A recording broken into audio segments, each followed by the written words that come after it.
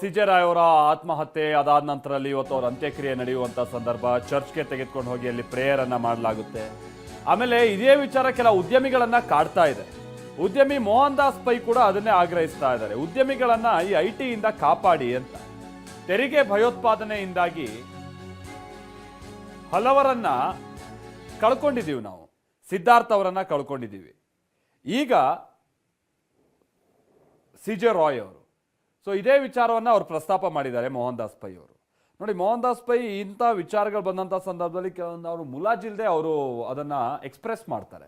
ಆಮೇಲೆ ಬಹುತೇಕ ಅದು ಸಾರ್ವಜನಿಕರನ್ನ ಕಾಡ್ತಾ ಇರುವಂಥ ಸಂಗತಿಗಳೇ ಆಗಿರುತ್ತೆ. ಬೆಂಗಳೂರಿನ ರಸ್ತೆ ಗುಂಡಿಗಳು ವಿಚಾರ ಬಂದಂಥ ಸಂದರ್ಭದಲ್ಲೂ ಕೂಡ ಅವರು ಸರ್ಕಾರವನ್ನು ಹೇಗೆ ಹಿಗ್ಗಾಮುಗ್ಗಾ ಜಾಡಿಸಿದ್ದಾರೆ ಅನ್ನುವಂಥದ್ದನ್ನು ನಾವು ನೋಡ್ತಾ ಇದ್ದೀವಿ. ಅದು ಜನಸಾಮಾನ್ಯರ ವಿಚಾರನೇ. ಅದು ಜನಸಾಮಾನ್ಯರಿಗೂ ಅದೇ ಸಿಟ್ಟಿರುತ್ತೆ. ಬಟ್ ಅಂಥ ದೊಡ್ಡ ಸ್ಥಾನದಲ್ಲಿರುವಂಥ ವ್ಯಕ್ತಿ ಹೇಳಿದಂಥ ಸಂದರ್ಭದಲ್ಲಿ ಸ್ವಲ್ಪ ಬೇಗ ನಾಟುತ್ತೆ ಅನ್ನುವಂಥದ್ದು ಅಷ್ಟೇ. ಈಗ ತೆರಿಗೆ ವಿಚಾರವಾಗಿಯೂ ಅಷ್ಟೇ, ಅವ್ರು ಸೆಂಟ್ರಲ್ ಗೌರ್ಮೆಂಟ್ ವಿಚಾರವಾಗಿಯೂ ಕೂಡ ಅವ್ರು ಪ್ರಸ್ತಾಪ ಮಾಡಿದ್ದಾರೆ.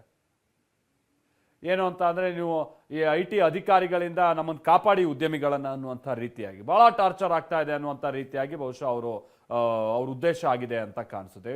ಸೆಂಟ್ರಲ್ ಗೌರ್ಮೆಂಟ್ ಕೂಡ ಇದನ್ನು ಭಾಳ ಸೀರಿಯಸ್ ಆಗಿ ಕನ್ಸಿಡರ್ ಮಾಡಬೇಕಿದೆ.